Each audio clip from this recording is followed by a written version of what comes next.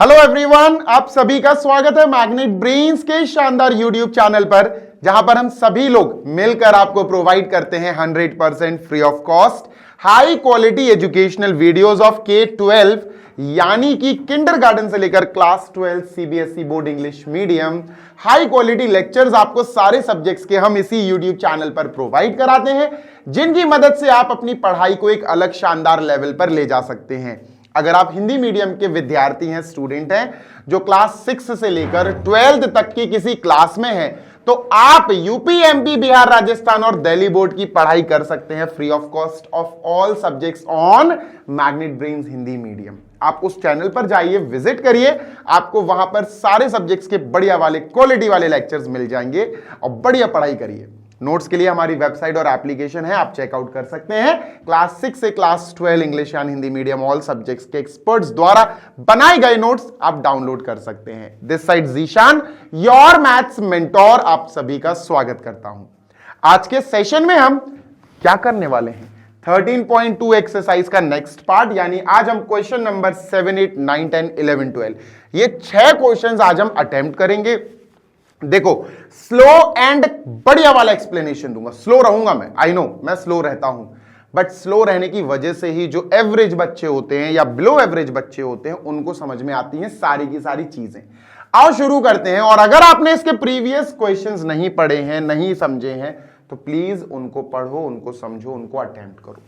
Question number 7 says आपको दो events दिए हैं ए एंड बी, ठीक है, पी ए, ठीक है सर, गिवन दिया है आपको, given, late us right given part, ठीक है। गिवन आपको प्रोबेबिलिटी दी गई है इवेंट ए की, sir probability of event A. What is probability of event A? We have 1/2 sir, 1/2।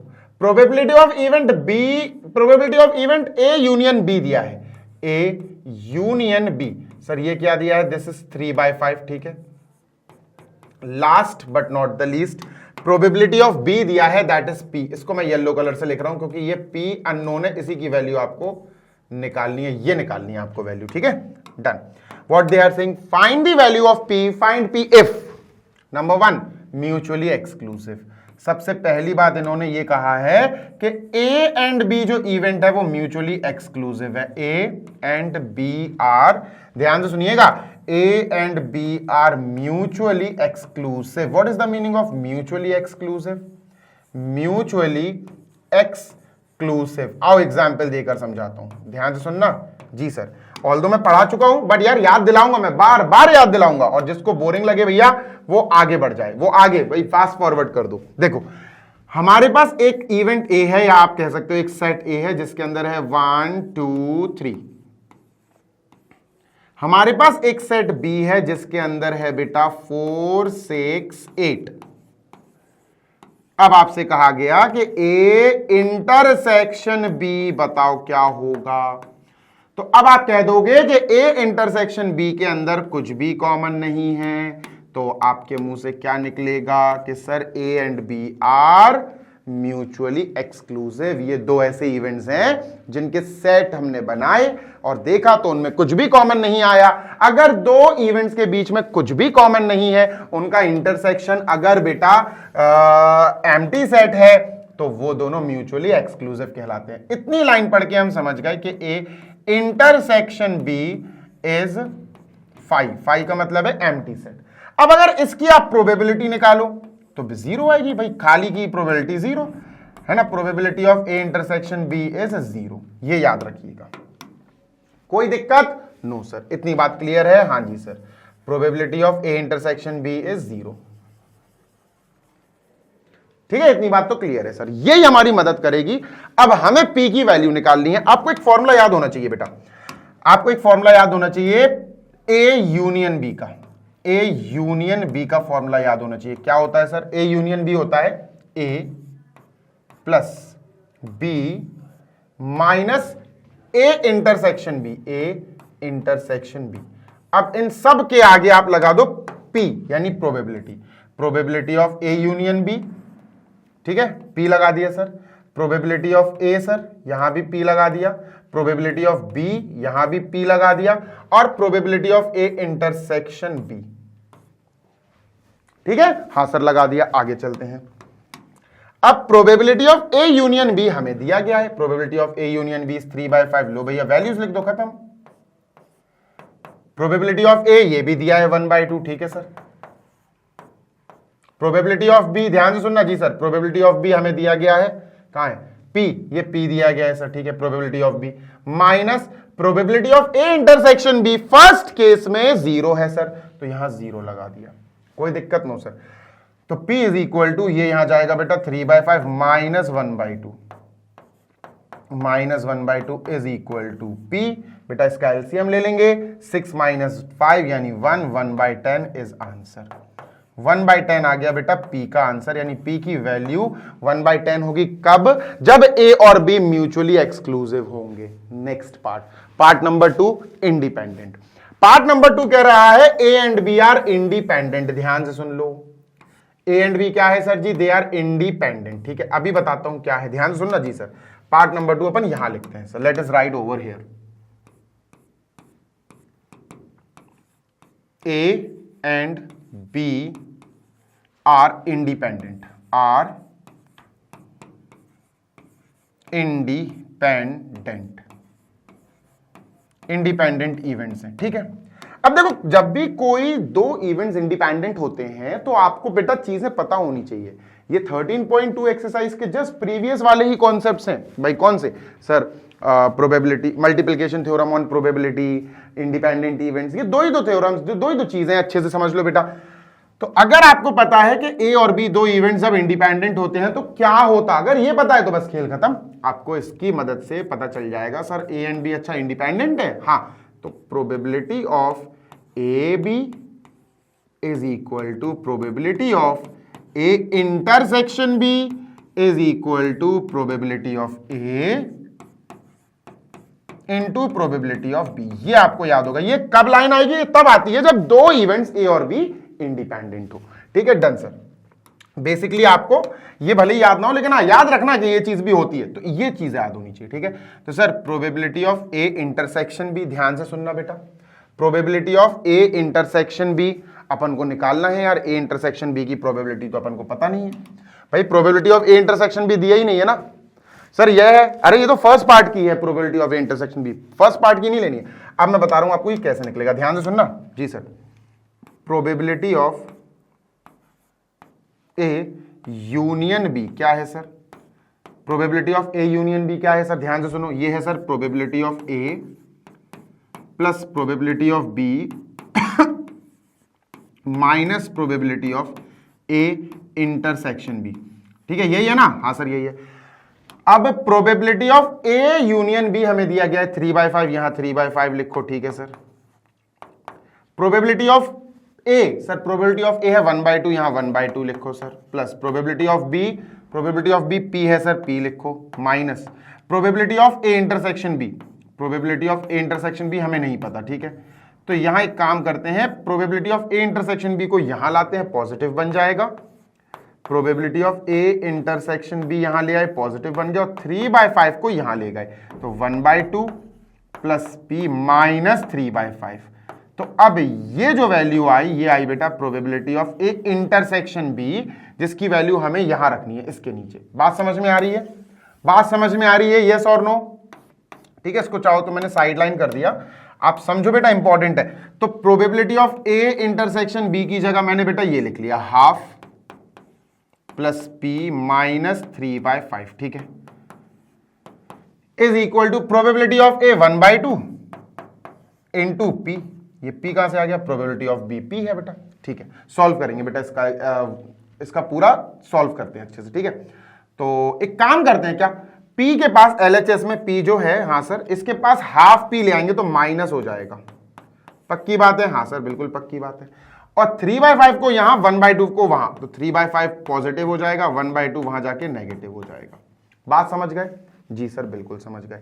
ये 1/2 P है यार, मतलब P वाले पोर्शंस अलग कर दिए LHS में और नंबर्स अलग, मतलब ये P है LHS में, हाफ P को भी यहां बुला लिया, माइनस हो गया, 1/2 और 3/5 को वहां भेज दिया, तो सर ये P minus half P is half P आएगा सर ये, ठीक है। डन।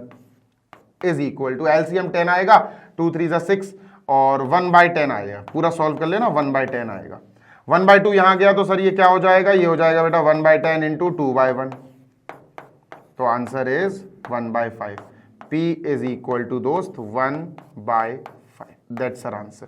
ठीक है, मैं एक बार ये आंसर चेक कर लूं भैया आंसर शीट से, क्योंकि आंसर का मैच होना बहुत ज्यादा जरूरी है। आप एक बार कॉपी कर लो बेटा, so that upon question number 7 के बाद 8 पर चल सके। ठीक है, क्वेश्चन नंबर 7 डन, सही है, 1/10 और 1/5 दोनों आंसर सही है बेटा। ठीक है, moving on to next question number 8। इसको इरेज कर रहा हूं मैं, ठीक है, आई एम इरेजिंग दिस। ठीक है सर, चलो भाई question number 8। Oh my god, 4 parts. Let A and B independent events. जैसे ही ये लाइन पढ़ो आपके दिमाग की बत्ती जलनी चाहिए, क्या कि यार ए एंड बी हमें इंडिपेंडेंट इवेंट्स दिए हैं। ठीक है, तो अपन ने लिखा गिवन क्या है, A and B are independent events. ठीक है, इसका क्या मतलब हुआ, अरे वो यार अभी जो लिखा था अपन ने कि सर ए बी इनकी probability of A B, that is basically A intersection B will be equal to probability of A into probability of B, P A P B. ठीक है, ये है सर। ठीक है, तो ये तो हमें सर दिया गया है ना, दिस इज विद अस, ये हमें गिवन है, P A intersection B is equal to P A into P B. Next, अब पढ़ते हैं सर। अब इन्होंने कहा कि आपको प्रोबेबिलिटी ऑफ ए दिया गया है। ठीक है, this is given, probability of A 0.3, nice. Next, probability of B 0.4। ठीक है, प्रोबेबिलिटी ऑफ बी है हमारे पास 0.4, दैट इज अमेजिंग, बढ़िया है। चलो first part, probability of A intersection B, ये सर क्वेश्चन मार्क कैसे निकलेगा sir, how are we going to find this. Easy है यार, कुछ है ही नहीं है इसमें, सच में इजी है, मैं बताता हूं आपको। प्रोबेबिलिटी ऑफ ए, ध्यान से सुनना जी सर। अब आपको एक चीज बताता हूं, क्या आपको ये तो रूल पता होगा, रूल लिखता हूं मैं तो इसको। ठीक है, मैं रूल बोल रहा हूं फिलहाल, रूल है कि नहीं है आपको पता होगा। रूल क्या सर, ए यूनियन बी की अगर हम बात करें और हम आपसे कहें probability of A union B, तो आप क्या बोलोगे, आप बोलोगे sir A plus B minus intersection B, है ना, P A plus P B minus their intersection, P A intersection B, यही होता है सर। डन है, बिल्कुल डन है सर, ध्यान से सुनते हैं ना, अच्छी चीज है ये। ठीक है, पहले अपन ये निकाल लेते हैं ना, ये निकाल लेते हैं, ये तो आ ही जाएगा, इजीली आ जाएगा, कोई बड़ी बात नहीं है। अच्छा ये तो आ गया यार, ये तो आ ही गया, ये तो आ गया, देखो ये तो है अपने पास, ये सेकंड वाले पार्ट में यूज कर लेंगे। देखो ये है, तो सर अपन को तो पता है कि बाय इक्वेशन 1, इक्वेशन 1 बना लो इसको, क्योंकि ये अपन को गिवन है बेटा, this is given. By equation 1 we can say that probability of A intersection B is equal to probability of A into probability of B. ये है सर पक्की बात, 100% पक्की बात। लो भैया आंसर आ गया, probability of A 0.3, probability of B 0.4, 3 4 12, answer is 0.12, 0.12। लो भैया आंसर आ गया, क्लियर है बेटा। अब अपन यहां पर सेकंड वाला करते हैं। ठीक है, ये सेकंड करते हैं अपन। चलो भाई सेकंड क्या है सर, सेकंड है पी ए यूनियन बी, उसके लिए ये रूल यूज कर लो अपन। ठीक है, तो सेकंड वाले के लिए रूल यूज कर लेंगे। अब पी यानी प्रोबेबिलिटी ए यूनियन बी क्या होगा सर, सर फॉर्मूला तो याद है, यही फॉर्मूला है। ठीक है, तो P A union B is P A यानी probability of A. Sir ji probability of A 0.3 है, भैया लिख दो 0.3 प्लस प्रोबेबिलिटी ऑफ बी क्या है sir ji, probability of B हमें दी गई है, probability of B 0.4 sir ji 0.4 minus probability of A intersection B, अपन ऑलरेडी निकाल चुके हैं, probability of A intersection B 0.12, 0.12। अब क्या करना है सर, बस एक काम छोटा सा, क्या इनको 0 0 लगा लो तो ज्यादा अच्छा लगेगा भैया, सॉल्व करने में मजा आएगा। कहां, यहां 0 लगा लो, डेसिमल के बाद तो आप लगा ही सकते हो। क्लियर है, हाँ जी सर क्लियर है। तो 0.7 माइनस 0.7 या 70 माइनस 0.12, तो 0.58 आंसर, ये अपना आंसर है सर। ठीक है, 0.58। लो भाई A union B, probability of A union B is 0.58, अपना दूसरा आंसर आ गया। Probability of A when B is done, भाई ये तो कंडीशनल प्रोबेबिलिटी का फॉर्मूला है ना, क्या है सर जी, ये अपना कंडीशनल प्रोबेबिलिटी का फॉर्मूला है। चलो देखते हैं, प्रोबेबिलिटी थर्ड पार्ट है बेटा ये, जी sir, probability of A when B is done, क्या है फॉर्मूला, फॉर्मूला तो सब जानते ही हैं sir, probability of A intersection B upon sir नीचे बी है तो प्रोबेबिलिटी ऑफ इवेंट बी, ये है सर फॉर्मूला, ठीक है। Probability of A intersection B अपन ऑलरेडी कैलकुलेट कर चुके हैं 0.12, ठीक है सर, 0.12, और प्रोबेबिलिटी ऑफ बी क्या है सर 0.4, ठीक है, प्रोबेबिलिटी ऑफ बी है 0.4, 0 लगा लो तो सर 12/4 0, डन है, बिल्कुल डन है सर। तो ये क्या आएगा sir, 4 3s are 12, 4 10s are, तो ये आएगा 0.3 sir, how much, 0.3 is answer. ऐसे बच्चों next they are saying probability B upon A, B upon A means B by A. Fourth है probability of an event B when A is done, ये क्या है sir जी, easy है, ये है probability, भाई कंडीशनल प्रोबेबिलिटी है, प्रोबेबिलिटी ऑफ बी ए यानी intersection B intersection A upon probability of ए,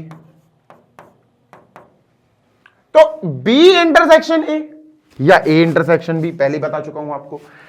देखो प्रोबेबिलिटी ये क्या है सर, ये है probability of A intersection B, है ना, जो अपन निकाल लिए सर ये, लेकिन इसी को हम probability of B intersection A भी बोल सकते हैं, ए इंटरसेक्शन बी और बी इंटरसेक्शन ए सेम होता है, तो हम क्या बोलेंगे sir, probability of B intersection A, ये भी 0.12 ही है।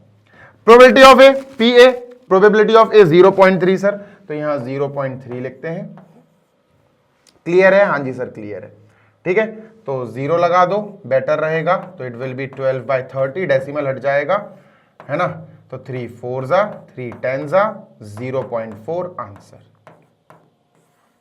लो भाई, ठीक है, we are done with this also, सारे पार्ट्स हमने कर लिए हैं, आगे चलते हैं, moving ahead on second one, और देखते हैं सर सेकंड क्या है, क्वेश्चन नंबर 9, ये रहा बेटा, कहां चला गया यार, ये लिखा रह गया, क्वेश्चन नंबर 9 ये है, if A and B are two event such that this, ठीक है, find P not A not B, आओ बताता हूं, ध्यान से सुनो, आपको गिवन जो चीजें है ना उसको ध्यान से देखना बेटा, गिवन वाले पार्ट्स जो है अपने, गिवन, ठीक है सर, हमने हेडिंग लिखी गिवन, और अपन ने लिख लिया सर प्रोबेबिलिटी ऑफ ए दिया है, क्या है बेटा 1/4, प्रोबेबिलिटी ऑफ बी हमें दिया गया है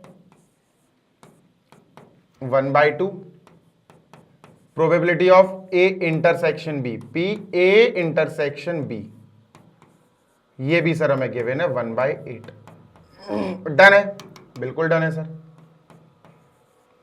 ठीक, आगे चलते हैं, हमसे बोला गया है फाइंड नॉट ए और नॉट बी की प्रोबेबिलिटी, ध्यान से सुनना बेटा, find probability of not A and not B, not A and का भी बहुत इंपॉर्टेंट रोल है बेटा, ध्यान देना, not A and not B, and not B, ये हमें प्रोबेबिलिटी निकालनी है, कैसे आएगी सर, क्वेश्चन मार्क, पहले देखो प्रोबेबिलिटी निकालने से पहले आप इस स्टेटमेंट का मतलब समझो, not A and not B, याद रखिएगा, जब भी नॉट लग जाए, जैसे एक इवेंट ए है, अब मैं कहूं नॉट ए, तो नॉट ए का मतलब होता है ए कॉम्प्लीमेंट यानी ए डैश, अब एक हमारे पास इवेंट है बी और इसी का मैं बोल दूं नॉट बी, तो नॉट बी जो है वो है बी कॉम्प्लीमेंट, और एंड का जो मतलब होता है वो है भैया इंटरसेक्शन, ये जो एंड है ना इसका मतलब होता है इंटरसेक्शन, इसका मतलब हमें जो निकालना है सर वो ये है क्या, प्रोबेबिलिटी ऑफ नॉट ए मतलब ए डैश यानी ए कॉम्प्लीमेंट, नॉट बी का मतलब है सर बी डैश यानी बी कॉम्प्लीमेंट, एंड का मतलब है इंटरसेक्शन, ये हमें निकालना है sir, this we have to calculate, समझो बात को, एंड का मतलब है इंटरसेक्शन, अगर बीच में ओ आर और लिखा होता और, तो और का मतलब होता यूनियन, ये चीजें आपको समझ में आनी चाहिए तभी आप आगे बढ़ पाएंगे, डन सर, ये सर, अब ये कैसे निकालें सर, बड़ा खतरनाक सा लग रहा है सर, बताता हूं, सुनो। आपको एक काम करना है, क्या? पहले आपको एक चीज समझनी है और वो डी मॉर्गन्स लॉ है बेसिकली। अगर वो आपको नहीं पता तो आपको आगे का काम भी नहीं पता। देखो, मैं आपसे कहूं ए इंटरसेक्शन बी, इसका होल कॉम्प्लीमेंट, तो क्या आंसर होगा? कॉम्प्लीमेंट का मतलब होता है ऑपोजिट, कॉम्प्लीमेंट का मतलब होता है ऑपोजिट। तो ए है ना, हाँ, तो ए का ऑपोजिट ए कॉम्प्लीमेंट, बी है ना, बी का ऑपोजिट बी कॉम्प्लीमेंट, इंटरसेक्शन है ना, इंटरसेक्शन का ऑपोजिट यूनियन। समझ में आ गई बात? हाँ सर, एक तो ये है। दूसरा अगर मैं आपसे कहूं ए इंटरसेक्शन बी का कॉम्प्लीमेंट, तो क्या होगा? कॉम्प्लीमेंट का मतलब एक तरह से ऑपोजिट, ठीक है सर। तो ए का ऑपोजिट ए कॉम्प्लीमेंट, बी का ऑपोजिट बी कॉम्प्लीमेंट, इंटरसेक्शन, अच्छा इंटरसेक्शन तो ले चुके हैं, यहां यूनियन ले लो, यूनियन का ऑपोजिट इंटरसेक्शन सर, समझ गए? हाँ सर। तो ए डैश यानी A complement intersection B complement, इसकी जगह अपन ये लिख सकते हैं, लिख सकते हैं? हाँ जी सर। तो ये निकालने की जगह अपन क्या लिखेंगे सर? अपन इसकी जगह बेसिकली प्रोबेबिलिटी ऑफ ए, ध्यान से सुनना जी sir, probability of A union B का कॉम्प्लीमेंट, इस चीज की अपन को प्रोबेबिलिटी निकालनी है, क्वेश्चन मार्क, ये निकालना है, मतलब कैलकुलेट ये करना है, पर ये है इसके इक्वल, तो इसको कैलकुलेट करने के बजाय अपन इसको कैलकुलेट करेंगे। समझे बात? यस सर, इतनी बात तो क्लियर है, ठीक है। आगे चलते हैं, अब समझना ध्यान से जी सर। आप एक काम करो, क्या आप ए यूनियन बी जो है, ए यूनियन बी, हाँ जी सर, इसको एक्स मान लो। तो आपने क्या करा? लेट कर लिया कि ए यूनियन बी को मैंने एक्स मान लिया, ठीक है, ठीक है सर, एक्स मान लिया। तो अपन को ये क्या बना? अपन को ये मिला पी एक्स कॉम्प्लीमेंट, ये अपन को इसकी वैल्यू निकालनी है, ये एक्स हो गया कॉम्प्लीमेंट, ठीक है। अब आपको एक बात पता होनी चाहिए, क्या सर? आपको एक बात पता होनी चाहिए कि अगर मेरे पास कोई एक्स करके काम है, वर्क है, इवेंट है, ठीक है, एक्स एक इवेंट है, तो एक्स और एक एक्स डैश यानी कि नॉट एक्स, भाई इसको एक्स बोलेंगे, इसको नॉट एक्स बोलेंगे, इसको ए बोलेंगे, इसको नॉट ए बोलेंगे, ठीक है। तो फिर अपन को यहां पर जो चीज निकालनी है ना, वो सिंपल सी बात है। देखो मैं तुमको बता रहा हूं, ध्यान से सुनना, ठीक है, ध्यान से सुनना जी सर। एक हो गया एक्स और एक हो गया एक्स डैश, मतलब एक्स एक किसी काम का होना, एक्स डैश उसी काम का ना होना। अगर हम इन दोनों में प्रोबेबिलिटी लगा दें सर, इन दोनों में अगर हम प्रोबेबिलिटी लगा दें, यार यहां लग नहीं पाएगी, यहां लग नहीं पाएगी, रुक जाओ, यहां करता हूं, ठीक है। मतलब एक हो गया एक्स और एक हो गया एक्स डैश, ये काम का होना है, ये उसी काम का ना होना है। तो सर जी अगर हम एक्स के साथ पी लगा दें, यानी प्रोबेबिलिटी ऑफ एक्स, और एक्स डैश के साथ भी पी लगा दें, पी एक्स डैश यानी प्रोबेबिलिटी ऑफ एक्स डैश, और इन दोनों को ऐड कर दें तो सही, भाई यहां पर आंसर 1 आता है, ये आपको पता होना चाहिए, ठीक है। This is not new. किसी काम, जैसे कोई इवेंट ए है, तो ए का मतलब है उसका होना, ए डैश क्या होगा? उसका ना होना। होना और ना होना, इन दोनों की प्रोबेबिलिटी को ऐड करोगे तो इक्वल टू 1 आता है, ये याद रखना, ठीक है। Done sir. अब यहां आपको एक चीज याद रखनी है कि आपके पास, उफ कहां चला गया यार, probability of A union B dash, ठीक है। अपन को पी एक्स डैश निकालना है, तो P X probability of A union B है क्या अपने पास? Probability of A union B है क्या? भाई ये भी तो होना चाहिए, यानी ए यूनियन बी तो एक्स है, तो प्रोबेबिलिटी ऑफ एक्स हमारे पास है क्या? नहीं है, नहीं है, लेकिन आ जाएगा, ये आ जाएगा। इसकी जैसे ही हम वैल्यू निकालेंगे इसकी, वो यहां रख देंगे, यहां जैसे ही वैल्यू रखेंगे उसको वहां ले जाएंगे, ये आ जाएगा, यही हमें निकालना है, इसी का आंसर हमें निकालना है, ठीक है। Done sir. अब ये कैसे आएगा? बेसिकली ए यूनियन बी, जो ए यूनियन बी जिसको हमने एक्स माना है, पी यानी प्रोबेबिलिटी ऑफ एक्स या probability of A union B, कैसे आएगा सर? फॉर्मूला याद होना चाहिए, फॉर्मूला बता देता हूं आपको, देखो खेल ऑफ फॉर्मूले का है दोस्त। क्या फॉर्मूला सर? ये वाला फॉर्मूला देखो, प्रोबेबिलिटी ऑफ, जैसे एक x है इवेंट और एक इवेंट y है, तो probability of event x, probability of event x union y is equal to probability of x plus probability of y, है ना, ये तो पता ही होगा ना आपको। प्रोबेबिलिटी ऑफ y माइनस कर दो probability of x intersection y, x intersection y, ये है सर। ठीक है, ये मसला है भाई छोटा सा। समझ में आ रही है बात? यस और नो? यस सर, समझ में आ रही है बात। ठीक है, आगे की बात कर लेते हैं। अच्छा, इसको याद करने का एक तरीका भी मैंने आपको इजी सा तरीका बताया था, याद करो। मैंने आपको क्लियरली बताया था कि बेटा इसको याद करने के लिए आपको मात्र एक छोटी सी चीज याद करनी है कि एक्स यूनियन वाई क्या होता है सर? एक्स और वाई को प्लस कर दो, एक्स प्लस वाई, और माइनस कर दो इनके इंटरसेक्शन को, एक्स इंटरसेक्शन वाई, माइनस कर दो भाई। फिर पी लिख दो सबके आगे, देखो probability, P for probability, P for probability, है ना, और यहां भी पी फॉर प्रोबेबिलिटी। लो भाई देखो यही बन के आ गया ना। सबसे आसान तरीका है याद करने का, क्लास 11th में भी आपने ये पढ़ा है। ठीक है, तो भाई दोस्त यहां वैल्यू रखते हैं अपन को। क्या निकालना है sir? Probability of A union B, जो कि प्रोबेबिलिटी ऑफ एक्स से डिनोट किया जा रहा है। ठीक है सर, तो probability of X plus probability of Y हमें दिया है एक्स। अच्छा, ए और बी है यहाँ, ओके। प्रोबेबिलिटी ऑफ ए और प्रोबेबिलिटी ऑफ बी दिया है 1/4 1/2। ठीक है, ए और बी कर लो भैया इसको एक्स और वाई की जगह। ठीक है, इसको ए और बी कर लेते हैं सर। ठीक है,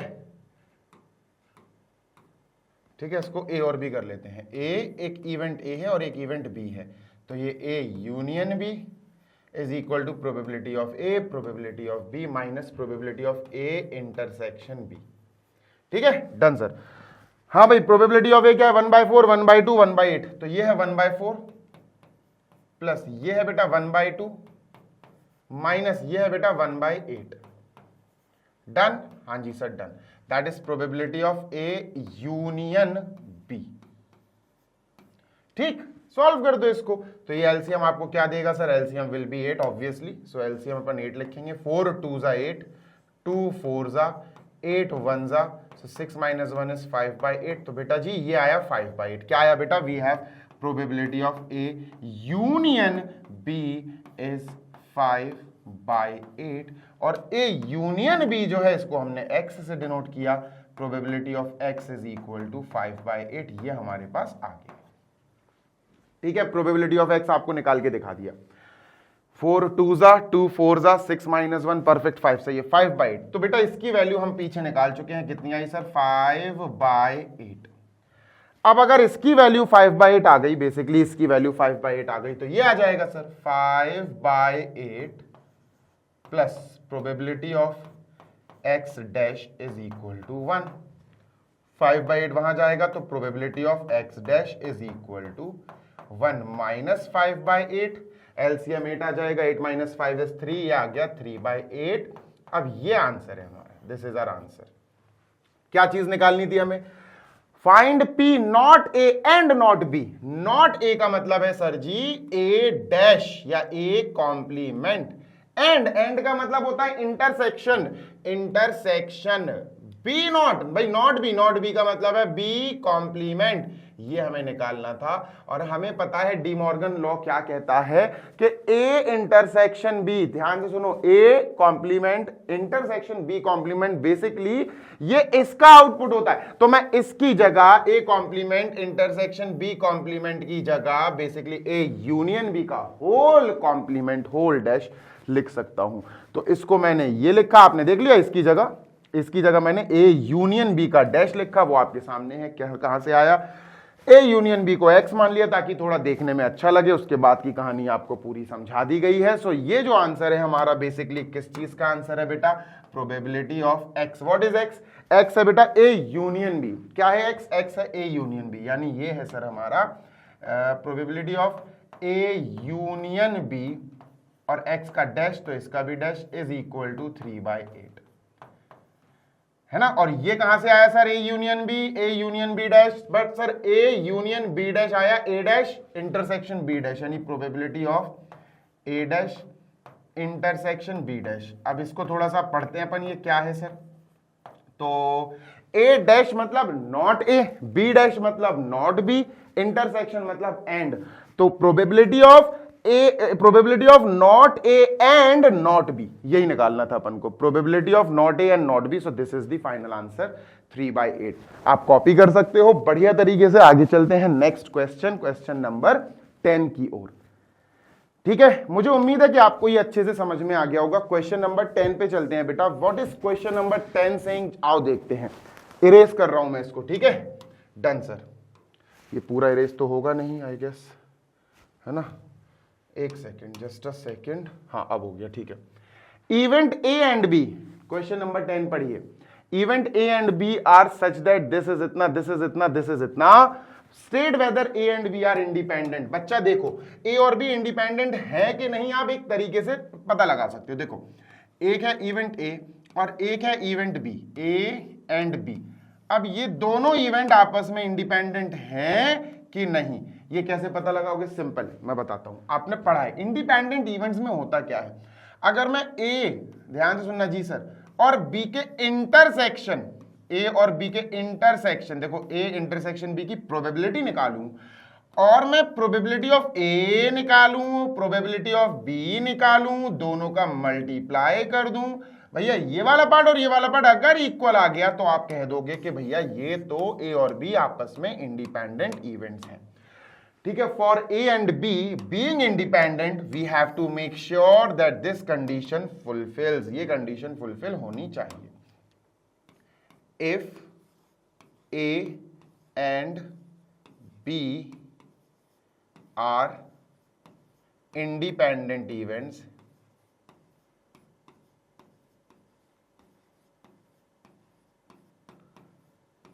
अगर A and B independent events हैं, then A and B must follow, A and B क्या करेंगे? Must follow. ये वाली कंडीशन बिल्कुल उनको फॉलो करनी ही पड़ेगी, भाग नहीं सकते वो इससे दूर। ठीक है, समझ में आई बात? बेसिकली इंडिपेंडेंट इवेंट्स क्या होते हैं, मान के चलो मैंने एक ई इवेंट करा, एक ई और एक एफ इवेंट है, ठीक है, पहले मैंने ई इवेंट किया, तो मतलब मैंने पहले सुनो, मान के चलो हमारे पास दो इवेंट्स हैं, एक है इवेंट एफ और एक है इवेंट ई। ठीक है, ये फर्स्ट है और ये सेकंड इवेंट है। ठीक है, अब मैं आपसे कहूं ई इवेंट की डायरेक्ट प्रोबेबिलिटी निकालो, फर्स्ट को ध्यान में रखना ही नहीं है, रखना ही नहीं है। तुमने पीई, तुमने इवेंट ई की प्रोबेबिलिटी निकाल दी। ठीक है, अब मैंने कहा तुम ई की ही प्रोबेबिलिटी निकालो व्हेन एफ हैज अकर्ड, जब एफ वाला कार्य हो चुका है तो तुमने निकाली probability of event E when F has occurred, यानी कंडीशनल प्रोबेबिलिटी। अगर ये और ये बराबर आ गए तो तुम कहोगे कि ई क्या है, एफ क्या है, दे आर इंडिपेंडेंट इवेंट्स। ठीक है, इसीलिए मल्टीप्लिकेशन थ्योरम ऑन प्रोबेबिलिटी से ही ये बनता है। याद आ रहा है कि नहीं? याद दिलाऊं मैं आपको कि भाई प्रोबेबिलिटी ऑफ, मैंने आपसे कहा ए इंटरसेक्शन बी, है ना, ये मल्टीप्लिकेशन थ्योरम ऑन प्रोबेबिलिटी है बेटा। Probability of A B is actually called as probability of A intersection B is actually called as probability of A dot probability of B when A is done. और अगर independent event है ए और B, तो ये ध्यान सुना, अगर ए और बी इंडिपेंडेंट इवेंट है तो प्रोबेबिलिटी ऑफ बी निकालो डायरेक्ट, और प्रोबेबिलिटी ऑफ बी निकालो जब ए हो चुका है, तो ये दोनों तो बराबर होंगे, तो इसकी जगह तो अपन ये लिख सकते हैं, तो इसकी जगह क्या आ जाएगा? Probability of B. ठीक है, तो ऐसे चल के हमारा इंडिपेंडेंट इवेंट का ये कॉन्सेप्ट वजूद में आया। Probability of A intersection B is equal to probability of A dot probability of B. इसकी जगह प्रोबेबिलिटी ऑफ बी आ गया अगर बी और ए इंडिपेंडेंट है तो। ठीक है, आई होप इतना क्लियर हो गया होगा। ठीक है सर, ठीक है, तो ये इसको मैं इरेज करता हूं। लो भाई आगे चलते हैं। हाँ, क्या निकालना है भाई? यहां event A and B are such that, ठीक है, प्रोबेबिलिटी ऑफ ए दिया 1/2, probability of A is equal to 1/2, ठीक है, probability of B 7/12, probability of B is equal to 7/12, ठीक है, probability not A and not B, देखना probability of not A. बच्चे अभी अपन ने एक क्वेश्चन सॉल्व किया, नॉट ए मतलब ए डैश यानी ए कॉम्प्लीमेंट, और है बेटा, एंड नहीं है, एंड होता तो इंटरसेक्शन लगता, और का मतलब होता है यूनियन, तो यहां यूनियन आएगा, यहां यूनियन आएगा। नॉट बी मतलब बी कॉम्प्लीमेंट यानी B dash bracket close is equal to 1/4। ये सारी चीजें हमें दे रखी हैं। क्लियर है? हाँ जी सर। आपको डी मॉर्गन्स लॉ बता दूं मैं, ध्यान से सुनिए, वही वाला देखो कि अगर ए यूनियन बी की होल कॉम्प्लीमेंट है तो कॉम्प्लीमेंट का मतलब होता है ऑपोजिट। तो ए यूनियन बी, ए का ऑपोजिट ए डैश, बी का ऑपोजिट बी डैश, यूनियन का ऑपोजिट इंटरसेक्शन। समझ गए? हाँ सर।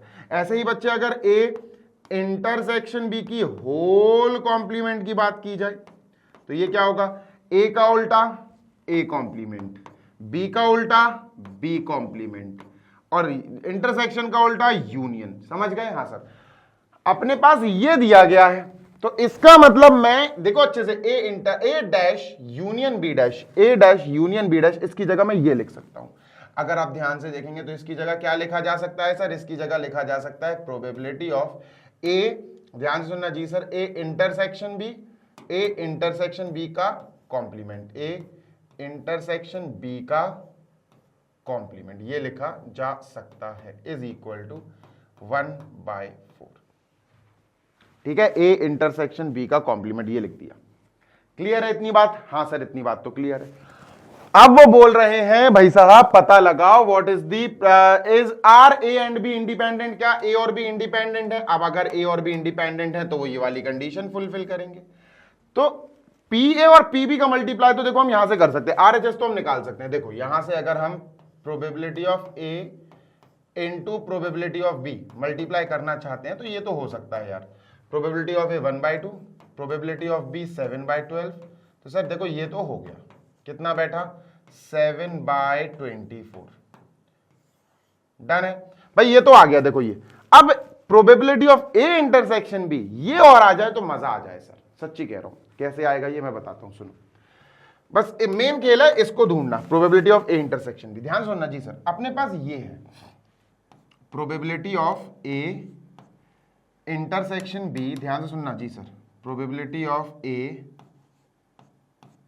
इंटरसेक्शन, अरे बंद हो जा भाई, ए इंटरसेक्शन बी का डैश कॉम्प्लीमेंट, ये हमारे पास है 1/4। अब मैं चाहता हूं आपसे कि आप थोड़ी देर के लिए वही काम करो जो हमने अभी प्रीवियस क्वेश्चन में किया। इसको आप x मान लो, है ना, लेट कर लो कि हमारे पास ए इंटरसेक्शन बी जो है ये हम कैपिटल X से डिनोट कर रहे हैं। तो प्रोबेबिलिटी ऑफ ये क्या बनेगा? Probability of x dash is equal to 1/4। पक्की बात? 100% पक्की बात सर। ठीक है, done. Now the question arises, यहां जो क्वेश्चन बनता है वो ये है, ध्यान से सुनिएगा जी सर। क्वेश्चन जो है वो ये है कि सर आपके पास एक इवेंट x है, मतलब कोई काम है जिसका होना, जिसका हैपनिंग ये है, तो इसका नॉट हैपनिंग होगा x कॉम्प्लीमेंट। हाँ सर। अब अगर हम इन दोनों में प्रोबेबिलिटी लगा दें, भाई ये किसी काम का होना और उसी काम का ना होना ये है, इसमें भी प्रोबेबिलिटी लगा दें। ठीक है सर। तो और बीच में लगा दें प्लस, तो भैया इक्वल टू में भूलिएगा नहीं 1 आएगा। जस्ट रिमेंबर इक्वल टू में वी विल हैव 1, है ना, ये रूल है। अब प्रोबेबिलिटी ऑफ x डैश 1/4 है हमारे पास, तो सर यहां 1/4 लिखेंगे भाई। Probability of x dash is this is 1/4। तो probability of x plus 1/4 this is 1/4 is equal to 1। 1/4 वहां जाएगा माइनस हो जाएगा, तो it will be 1 minus 1/4। LCM will be 4, 4 minus 1 3, 3/4। ये आ गया हमारे पास probability of x। Basically x क्या है? x है probability of A intersection B. याद करो ना, x क्या है सर? x है ए इंटरसेक्शन बी। अब आपसे कहा जाए प्रोबेबिलिटी, x की जगह आप वापस ए इंटरसेक्शन बी लिखो।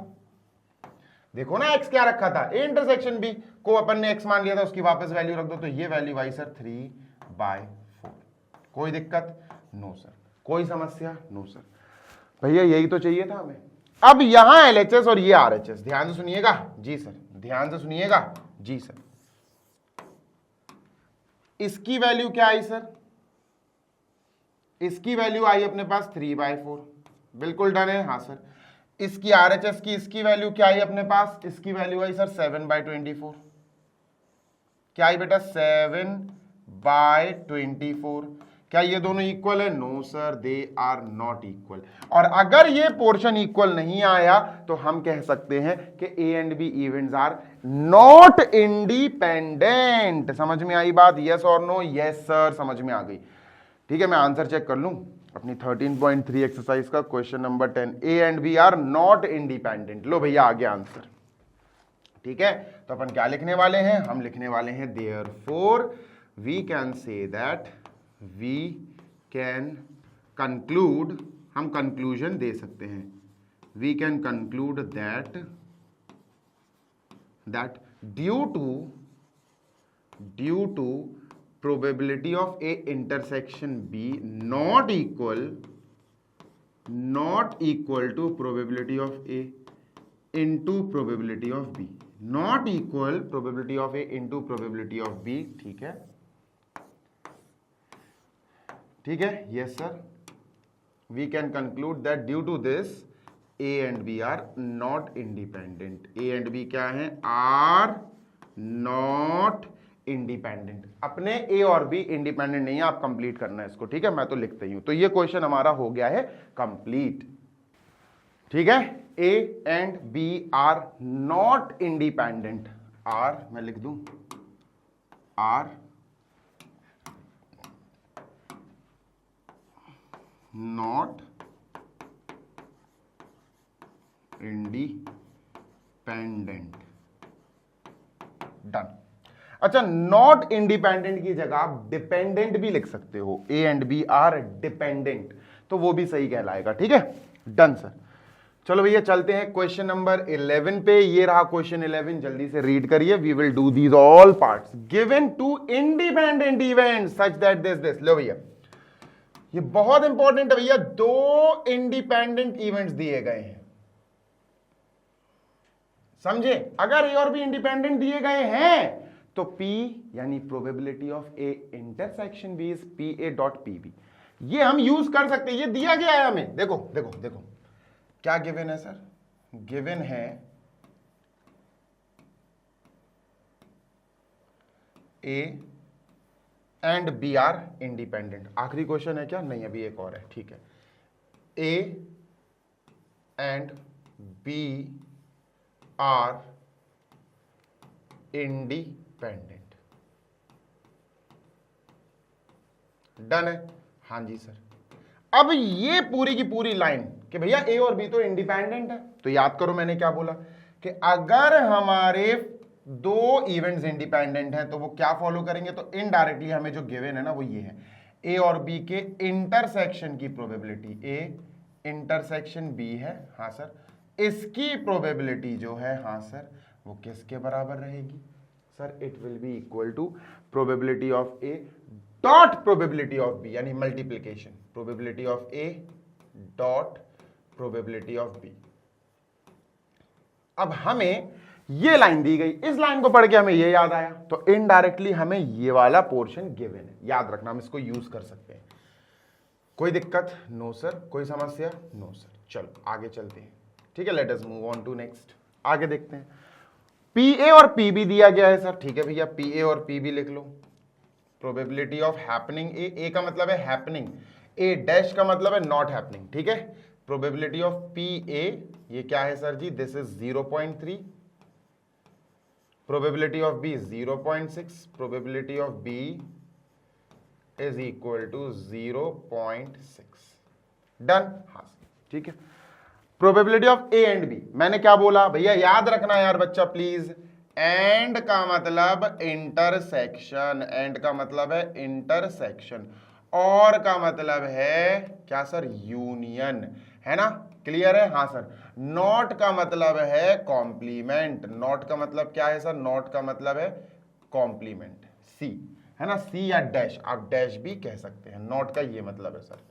क्लियर है? ये तीनों चीजें आपको समझ में आनी चाहिए बेटा, अगर ये समझ में नहीं आएंगी तो आप बना नहीं पाओगे, सेटिंग्स नहीं क्रिएट कर पाओगे। ठीक है, डन सर। आगे बढ़ते हैं। पी ए एंड बी, ठीक है, तो हमें सबसे पहले जिस चीज की वैल्यू निकालनी है वो है probability of A and B. And का मतलब है भाई साहब इंटरसेक्शन बी, ये निकालना है। तो यार ये तो इजीली निकल जाएगी। क्यों? क्योंकि हमें तो पता है कि दोनों इवेंट्स ए और बी वो तो इंडिपेंडेंट इवेंट्स हैं, और अगर इवेंट्स इंडिपेंडेंट हैं तो probability of A intersection B is equal to probability of A into probability of B. ये तो रूल है, ये तो फॉर्मूला है, ये तो थ्योरी है, आप कह सकते हो, कॉन्सेप्ट है। डन सर, बिल्कुल डन। तो अपन को ये निकालना है sir P A intersection B. अब पी ए इंटरसेक्शन बी निकालना है, इसका मतलब है पी ए और पी बी मल्टीप्लाई कर दो सर। तो पी ए क्या है सर? पी ए इज 0.3, तो हमने यहाँ 0.3 लिखा। पी बी क्या है? 0.6, हमने यहाँ 0.6 लिखा। 3 6 18, 0.18। ये आ गया हमारा पहला आंसर। याद रखना ये और आगे के पार्ट्स भी हमें इन्हीं, मतलब जो आगे के पार्ट्स होंगे ना, हो सकता है उन सारे पार्ट्स को करने में हमें यहाँ इनकी हेल्प लेनी पड़े। ठीक है, तो ये हो गया हमारा फर्स्ट पार्ट। ठीक है सर। अरे नहीं नहीं नहीं, एक सेकेंड,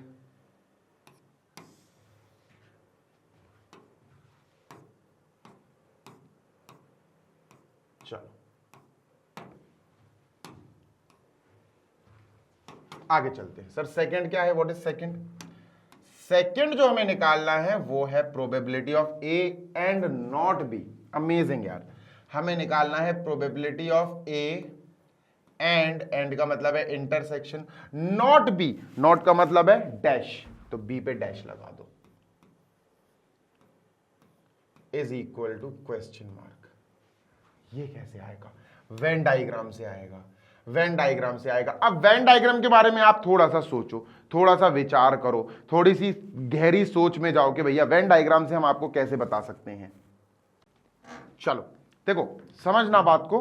अगर मैंने आपसे कहा, ध्यान से सुनिएगा, अगर मैंने आपसे कहा कि आप इस क्वेश्चन को इसके अकॉर्डिंग करो तो आप शायद कंफ्यूज हो जाओगे। मैं बताता हूं, सुनना ध्यान से।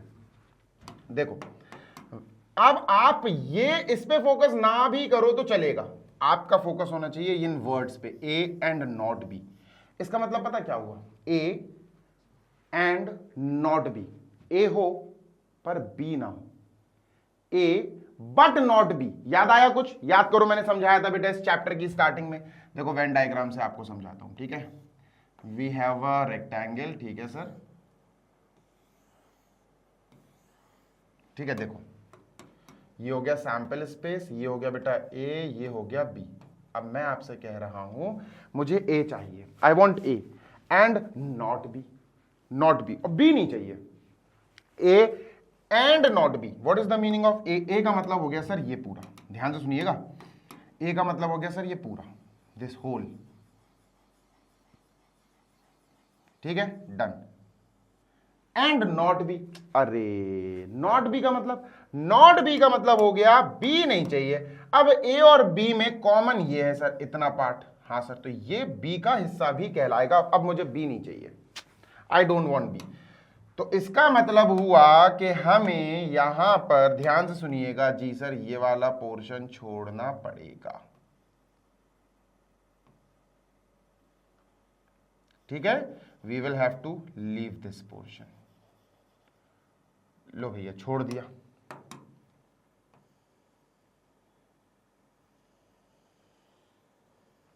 ठीक है, छोड़ दिया भाई। तो ये पोर्शन कहलाएगा ए एंड नॉट बी या ए बट नॉट बी। ये वाला पोर्शन, ये व्हाइट कलर से जो शेडेड है ना, हाँ सर, तो इसको बोलेंगे A and not B, and not B, या फिर अपन इसको कह सकते हैं, और we can call it A but not B, A but not B. ये अलजेब्रा ऑफ इवेंट्स में मैंने समझाया है आपको। ठीक है, अब ये जो चीज है ए बट नॉट बी, मतलब इसको अपन कह सकते हैं सर बेसिकली ए, अपन कह सकते हैं probability of A and not B को, एंड नॉट बी को अपन कह सकते हैं probability of A but not B, probability of A but not B.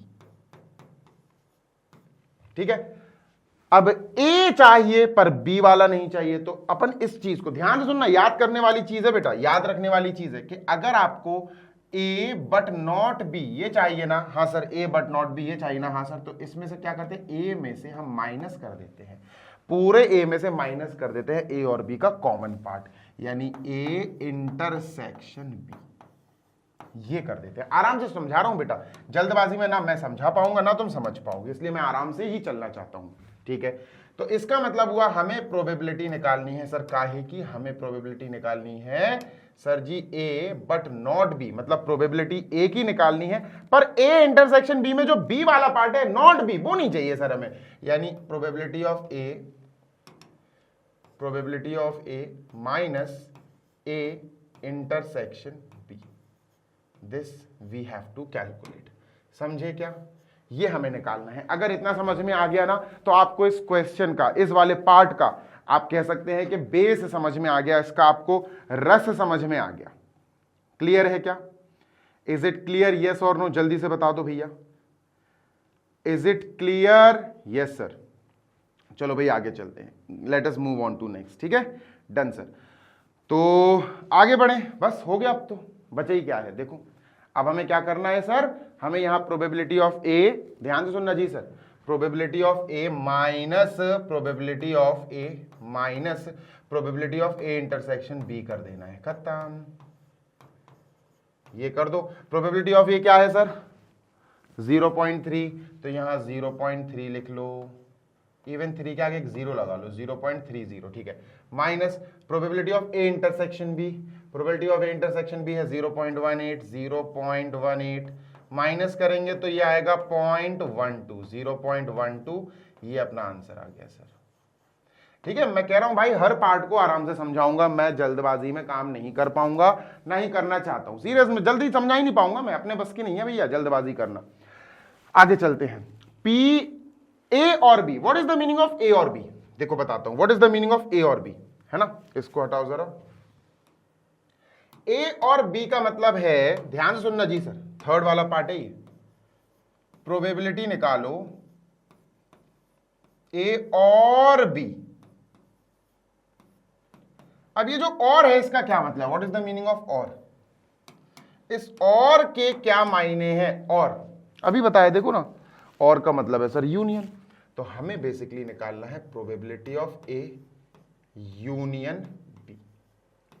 अब आप देखो, जैसे अभी हमने ये निकाला और इसको निकालने में हमें पी ए इंटरसेक्शन बी की मदद पड़ी, पी ए इंटरसेक्शन बी की मदद हमें पड़ी बेटा, हमें हेल्प लेने की जरूरत पड़ी थी ना? हाँ सर बिल्कुल पड़ी थी। देखो P A intersection B 0.18, third में हमें इसकी मदद पड़ेगी, है ना, इसकी हेल्प पड़ेगी। देखो बताता हूं, आपने एक रूल पढ़ा अभी मैंने जो बताया था, A union B is equal to A plus B minus इन दोनों का कॉमन पार्ट, यानी ए इंटरसेक्शन बी। समझ गए क्या? हाँ जी सर, प्रोबेबिलिटी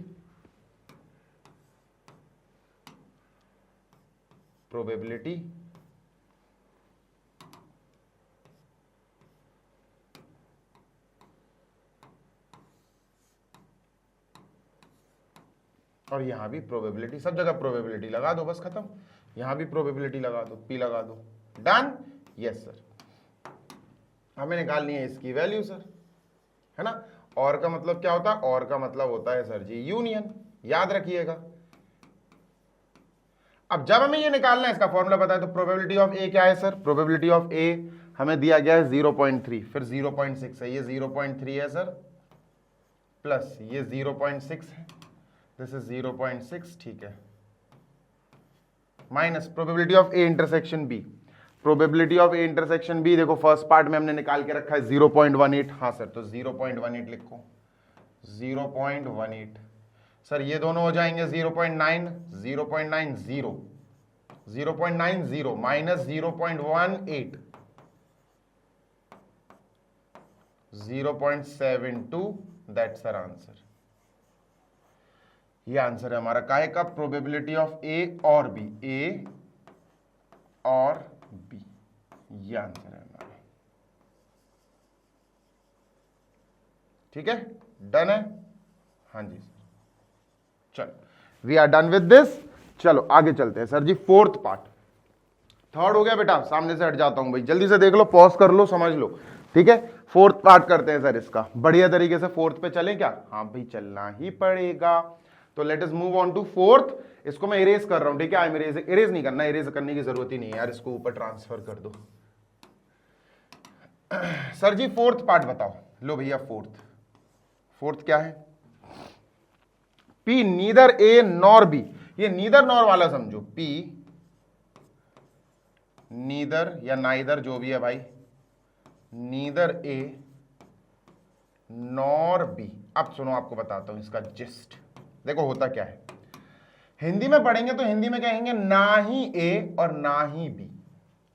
ए नहीं, बी नहीं, ए नहीं। देखो इसको कहेंगे नॉट ए नॉट बी। अपन क्या पढ़ेंगे? Probability of neither means not.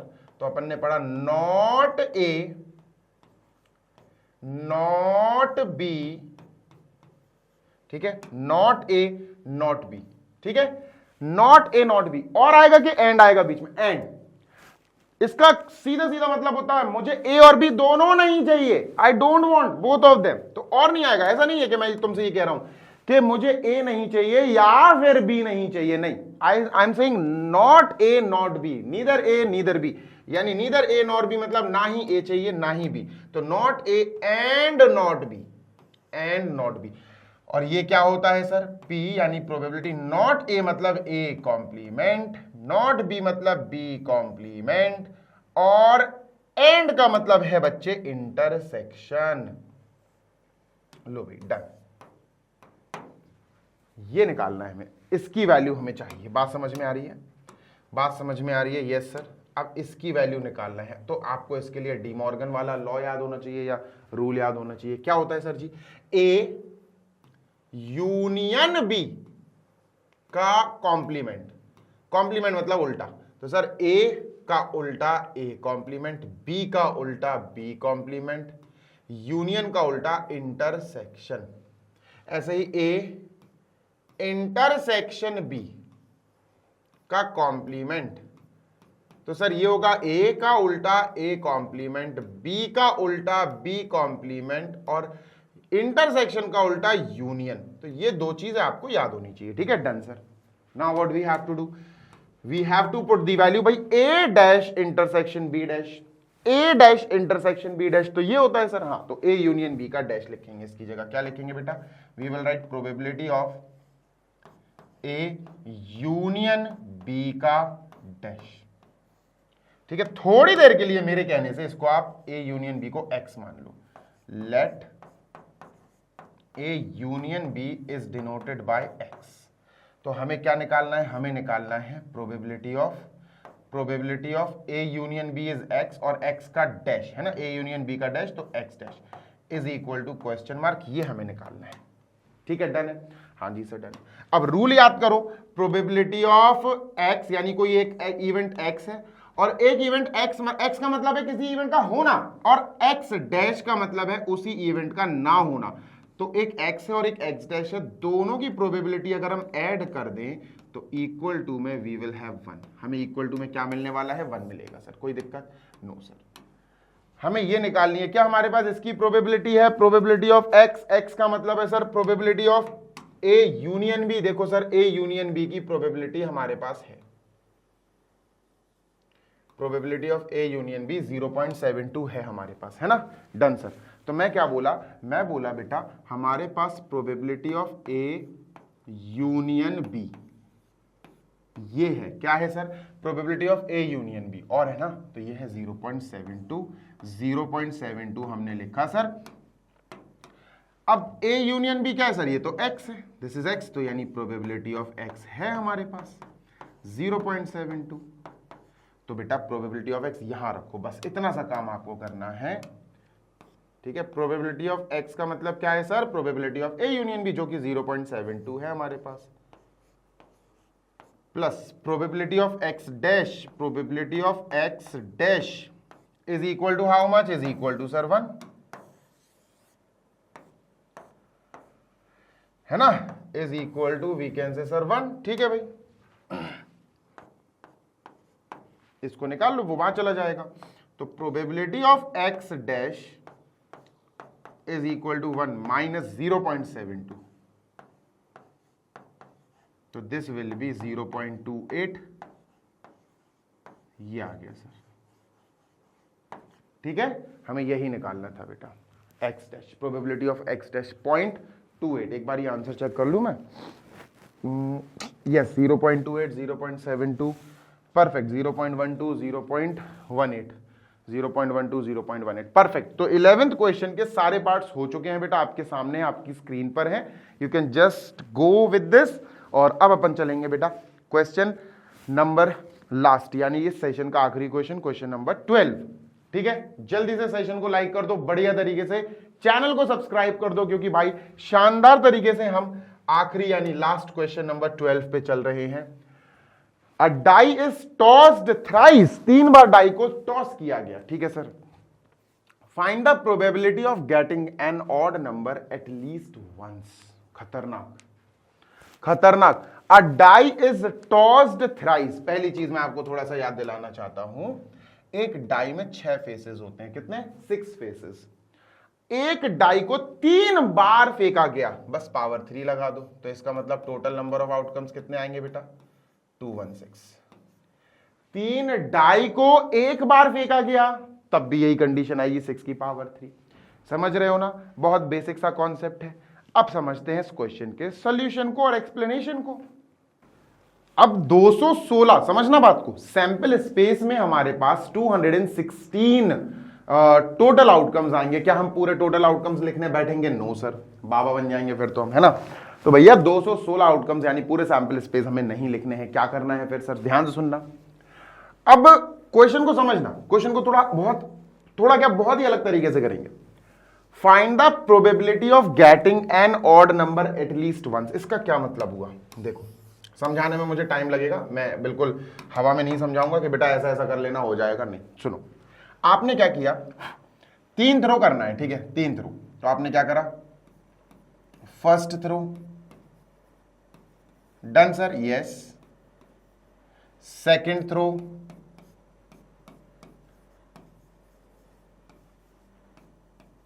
And third throw. 3 throw हमने सर लिख लिए हैं। ठीक है,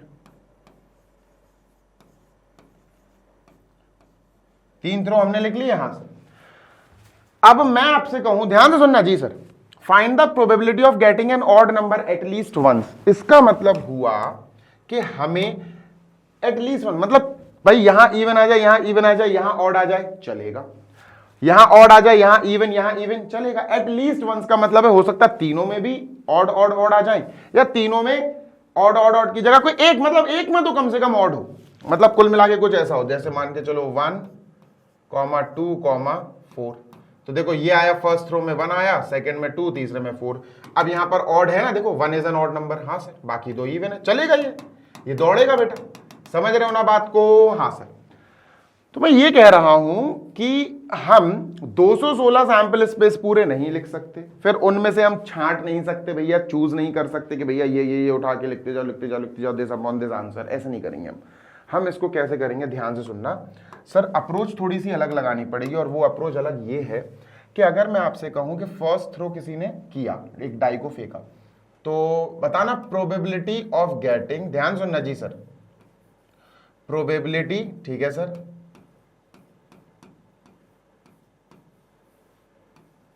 ऑफ गेटिंग ऑड, जल्दी से बताओ, ऑफ गेटिंग ऑड नंबर पाने की प्रोबेबिलिटी क्या होगी? देखो फर्स्ट थ्रो का मतलब है एक बार थ्रो किया। अब सिंगल की बात हो रही है, सिर्फ सिंगल की। इसको ए मान लो सर, इस इवेंट को बी मान लो, इस इवेंट को अपन सी मान लेते हैं। ठीक है, डन। तो सर 6 आउटकम्स आते हैं, एक बार कोई थ्रो करेगा तो 6 आउटकम्स आते हैं। अब 6 में से मैं कह रहा हूं प्रोबेबिलिटी बताओ कि ऑड नंबर है, तो सर 1 आ सकता है, 3 आ सकता है, 5 है, 3 ही आ सकते हैं आउट ऑफ 6। तो इसका हो जाएगा 3 out of 6, that is 1/2। Done है सर? हाँ डन है। मैंने कहा सेकंड में भी मुझे बताओ प्रोबेबिलिटी ऑफ गेटिंग ऑड, फिर से ऑड। भाई तीनों में ऑड की बात कर रहा हूं मैं, चलो तीनों में ऑड बताओ। तो आपने सर लिखा ये है सर, सेकंड की ये है सर। ठीक है, बस सेम ही आएगी ना, बिल्कुल कोई अलग थोड़ी ना आएगी सर, सेम आएगी, बिल्कुल सेम आएगी, बिल्कुल सेम। ठीक है, थर्ड की भी यही है, क्योंकि मैं बात कर रहा हूं ऑड की।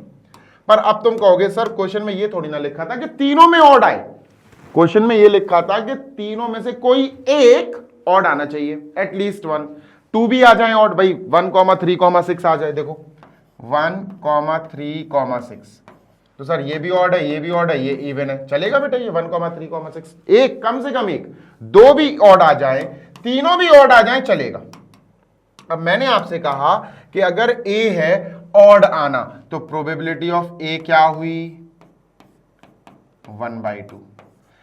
अगर बी है ऑड आना, सेकेंड थ्रो पे ऑड आ रहा है, ये बी बोल रहा है, तो प्रोबेबिलिटी ऑफ बी क्या हुई 1/2। ठीक है, डन सर। अगर थर्ड थ्रो पे ऑड आ रहा है, इस बात को सी दिखा रहा है, तो प्रोबेबिलिटी ऑफ सी क्या हुई 1/2। बात इतनी क्लियर है? हाँ सर बिल्कुल क्लियर है, सुनते जाना। अच्छा, अगर मैं आपसे कहूं कि ये ए क्या है, तो तुम कहोगे सर ये है पहले वाले थ्रो में प्रोबेबिलिटी ऑफ इवन नंबर। मैं कहूं पी ए डैश या ए नॉट कह दूं, चलो भैया ए नॉट, तो इसका क्या मतलब हुआ? इसका मतलब हुआ probability of not odd, probability of not odd, probability of not getting an odd number, मतलब कुल मिला के प्रोबेबिलिटी ऑफ इवन। क्या है सर ये? भैया ऑड नहीं आ रहा तो इवन आएगा, probability of getting even, of getting even number. भाई अगर मैं कहूं आपसे कि पी ए है ऑड नंबर आने की प्रोबेबिलिटी, तो P A dash, A dash का मतलब है नॉट ऑड, अगर ए है ऑड तो ए डैश है नॉट ऑड, और नॉट ऑड का मतलब इवन। सही बात है। अब पी ए डैश कैसे आएगा सर? इजी है सर, प्रोबेबिलिटी ऑफ ए और प्रोबेबिलिटी ऑफ ए नॉट यानी ए डैश, सर ये प्लस करने पर 1 आता है। ठीक है, तो probability of P A dash क्या आएगा? Probability of P A dash आएगा 1 माइनस प्रोबेबिलिटी ऑफ ए, और ये हाफ है बेटा, तो 1 माइनस हाफ इज हाफ, तो ये हाफ आ गया सर। यानी probability of getting an even number on first throw, भाई पी ए है ऑड नंबर के आने की प्रोबेबिलिटी, पी ए डैश है इवन नंबर के आने की प्रोबेबिलिटी। भाई ऑड आ रहा है, इस बात की प्रोबेबिलिटी है 1/2, ऑड नहीं आ रहा है, इस बात की प्रोबेबिलिटी है 1/2। नहीं आ रहा है ऑड तो फिर इवन आएगा। भाई मैं कह रहा हूं वहां से देखो एक लड़का नहीं आ रहा है तो लड़की होगी, ऑब्वियस सी बात है ना। ऐसे ही अगर ए डैश नॉट ऑड है तो इसका मतलब P A dash is probability of getting even, और probability of getting even is 1/2। Same बेटा पी बी डैश क्या होगा सर? ये भी 1/2 होगा। पी सी डैश क्या होगा? ये भी 1/2 होगा। बात समझ में आ रही है? बात समझ में आ रही है सर। इसी तरह से पी ए डैश यानी इवन नंबर के आने की प्रोबेबिलिटी 1/2, पी बी डैश यानी इवन नंबर के आने की, सेकेंड थ्रो में इवन नंबर के आने की प्रोबेबिलिटी 1/2, पी यानी प्रोबेबिलिटी ऑफ सी डैश यानी थर्ड थ्रो में सर इवन नंबर के आने की प्रोबेबिलिटी 1/2। क्लियर है? हाँ सर। सर पर इवन की तो बात ही नहीं हो रही, आप इवन पे क्यों चले गए? बताता हूं, रीजन बताता हूं आपको, रीजन बताता हूं। रीजन ये है, ध्यान से सुनना जी सर, देखो समझने की कोशिश करना। क्वेश्चन कह रहा है probability of getting at least odd, एक ऑड तो होना चाहिए, एक ऑड तो होना चाहिए, एक ऑड तो होना चाहिए। मतलब 3 थ्रो है सर हमारे पास, 1 2 3, तो एक यहां ऑड तो होना चाहिए सर। इन दोनों में भी ऑड ऑड आ जाए तो मजा आ जाए, कोई दिक्कत नहीं, बढ़िया है ना, एक्सेप्टेबल है। भाई मान के चलो मैं कहूं इवन इवन इवन आ जाए तो सर ये एक्सेप्टेबल नहीं है, ये एक्सेप्टेबल नहीं है। तीनों में इवेंट नहीं होना चाहिए। इसका मतलब अब हम निकालेंगे probability of getting event in all 3 throws. क्यों सर? आप तो कह रहे हो कि प्रोबेबिलिटी इवन तीनों में नहीं आने चाहिए। मेरी बात सुनो, अपन इस क्वेश्चन को ऑपोजिट नेगेटिव उल्टे डायरेक्शन से सॉल्व कर रहे हैं। मैंने कहा कि अगर मैं प्रोबेबिलिटी निकाल लूं तीनों थ्रो में इवन नंबर आने की और उसको 1 से माइनस कर दूं तो क्या आ जाएगा प्रोबेबिलिटी? वो आ जाएगी probability of not getting even in all 3 throws. मैंने कहा मैं तुम्हें probability of getting even in all 3 throws निकाल के दूं। सपोज मैं कहूं कि भैया probability of getting A dash यानी even number, getting B dash यानी even number, getting C dash यानी इवन नंबर, किसमें? ऑल 3 थ्रोज में, तीनों थ्रोज में भैया अपन इवन नंबर पा रहे हैं। अब तीनों में चाहिए मुझे, first throw is also A dash and B dash and C dash, and बोल रहा हूं, तीनों थ्रो में मुझे इवन चाहिए। एंड का मतलब होता है सर जी इंटरसेक्शन, तो मैं कह रहा हूं भाई ये निकाल लो, ठीक है सर, ठीक है। ये कैसे निकलेगा वो मैं भी बाद में बताऊंगा। इसको अपन पढ़ सकते हैं, क्या पढ़ेंगे सर, इसको पढ़ेंगे प्रोबेबिलिटी ऑफ गेटिंग, ध्यान से सुनना जी sir, probability of getting, probability of getting even number in all three throws, probability of getting even number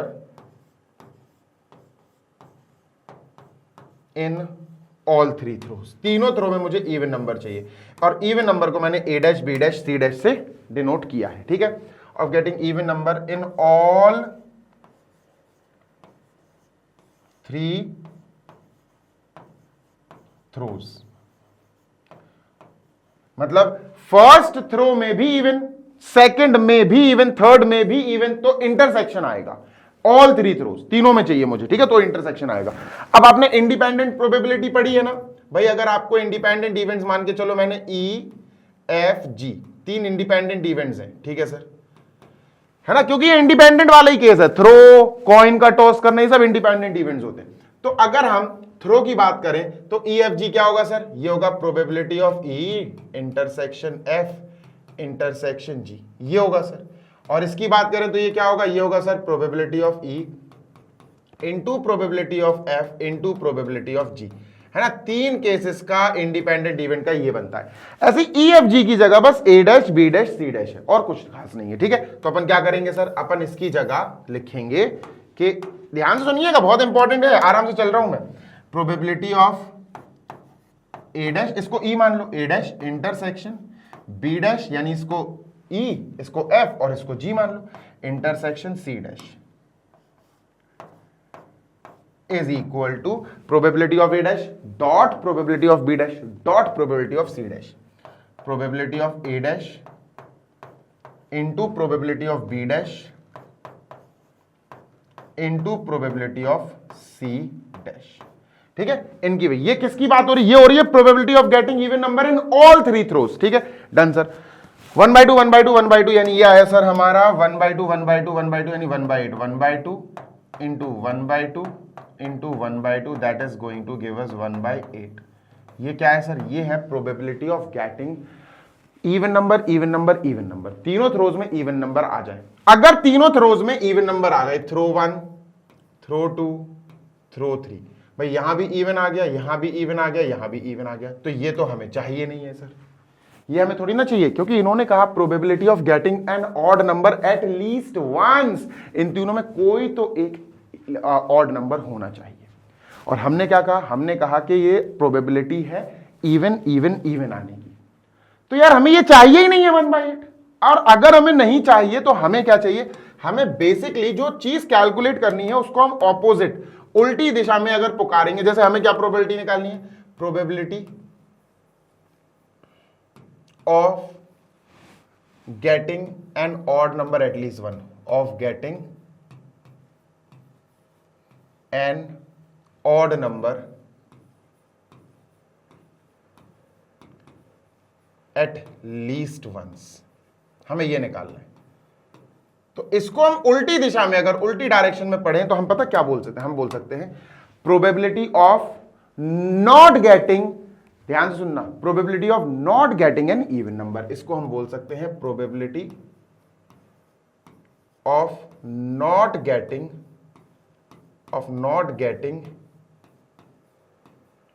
even number on all three, तीनों पर इवन नंबर नहीं होना चाहिए, even number on all three, एक पे हो दो पे हो चल जाएगा, ऑन ऑल थ्री थ्रोस, तीनों थ्रोस में इवन नंबर नहीं आना चाहिए। मैं कह रहा हूं भाई तीन थ्रोस हैं, 1 2 3, अब इस पे तुमने थ्रो किया तो 4 आया, इस पे तुमने थ्रो किया तो 4 आया, इस पे थ्रो किया तो 1 आया, तो ये चल जाएगा।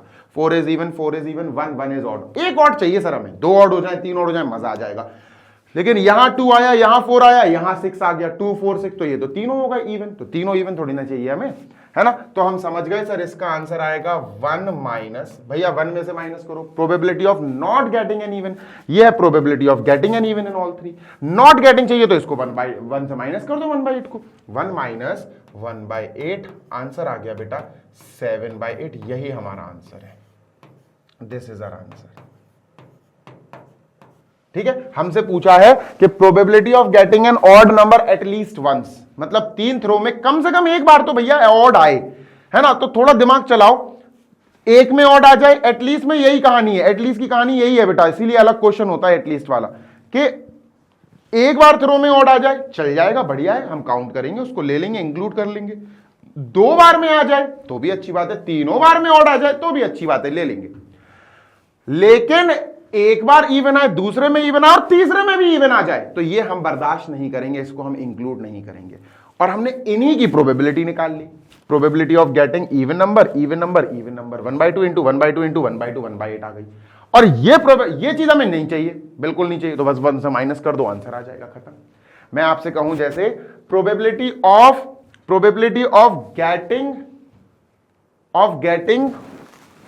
मान के चलो मैं आपसे कह दूं आप प्रोबेबिलिटी निकालो ऑफ गेटिंग, जैसे आपको मैंने यहां पर एक सैंपल स्पेस दिया, 1 2 3 4 5 6 7 8, ठीक है, डन सर। अब मैं कहूं आपसे probability of getting non multiple of 4, non multiple of 4, जो 4 के मल्टीपल नहीं है। तो 4 के मल्टीपल जो नहीं है वो ये है, वो ये है, वो ये है, ये 4 का मल्टीपल है, ये है, ये है, ये है, तो आंसर आ जाएगा 6/8। लेकिन इसको निकालने का एक और तरीका है, क्या सर? मैंने बोला probability of getting non multiple of 8, तो एक काम करो ना, मल्टीपल ऑफ 8 देख लो। मल्टीपल ऑफ 8 हमें चाहिए नहीं है, we don't want multiple of 8, लेकिन हमने मल्टीपल ऑफ 8 देखा, 4 और 8, 2 आए सर। इसकी प्रोबेबिलिटी क्या है सर? 2/8। ये probability I of getting multiple of 8। अब not getting multiple of 8, sir 1 से माइनस कर दो 2/8 को, आंसर आ जाएगा 6/8 यानी 3/4। ऐसे भी अपन निकाल सकते हैं ऑपोजिट। इस क्वेश्चन को हमने बिल्कुल उल्टी दिशा में, ऑपोजिट डायरेक्शन में जाके किया है। आई होप आपको ये पूरी तरह से समझ में आ गया होगा। ठीक है, सेशन को करते हैं फिनिश। इसके बाद हमारे पास आई गेस लास्ट पार्ट और बचा है, 13 14 15 16 17 18, यानी टोटल 6 क्वेश्चंस और बचे, उनको भी बढ़िया तरीके से कंप्लीट कराऊंगा, सेशन खत्म हो जाएगा। मतलब ये एक्सरसाइज 13.2 खत्म हो जाएगी, फिर अपना बेस थ्योरम बचा है, उसको देखेंगे अच्छे से, एक्सरसाइज कंप्लीट करेंगे, एग्जांपल्स कंप्लीट करेंगे और शानदार तरीके से हम इस चैप्टर के साथ इस पूरे क्लास 12 के मैथमेटिक्स के सिलेबस को कंप्लीट कर लेंगे। आई होप सेशन आपको अच्छा लगा होगा। Please like this session, do subscribe this channel. अगर आप इस चैनल पर नए हैं तो बढ़िया तरीके से सब्सक्राइब भी कीजिए। This side Zeeshan, your maths mentor. जाने से पहले बता दूं कि मैग्नेट ब्रेन्स आपको प्रोवाइड करते हैं 100% free of cost high quality educational videos of K12, यानी कि किंडरगार्टन से लेकर class 12 CBSE board English medium high quality educational videos for K12। इसी के साथ हिंदी मीडियम के अगर आप विद्यार्थी हैं या आपके कोई भी जानने वाला हिंदी मीडियम में क्लास 6 से लेकर 12th तक की किसी क्लास में है, UP board, MP board, Bihar board, Rajasthan board या दिल्ली बोर्ड में है, तो उनको बताइए कि magnet brains Hindi medium YouTube channel उनके लिए ही है, हिंदी मीडियम वाले प्यारे बच्चों के लिए ही है। हिंदी मीडियम के सारे सब्जेक्ट्स की शानदार पढ़ाई वहां कराई जा रही है हमारे प्यारे हिंदी मीडियम के टीचर्स की और टीम की तरफ से। अगर आपको नोट्स चाहिए तो मैग्नेट ब्रेन्स की मैग्नेट ब्रेन्स की वेबसाइट और एप्लीकेशन को आप चेकआउट कर सकते हैं। वेबसाइट है www.magnetbrains.com। Application Google play store पे आपको मिल जाएगी, इंस्टॉल आप कर सकते हो। क्लास 6 से class 12 English and Hindi medium all subjects के डिटेल्ड नोट्स आपको पीडीएफ फॉर्मेट में डाउनलोड करने के लिए मिल जाएंगे। This side Zeeshan signing off, take care, happy learning, bye.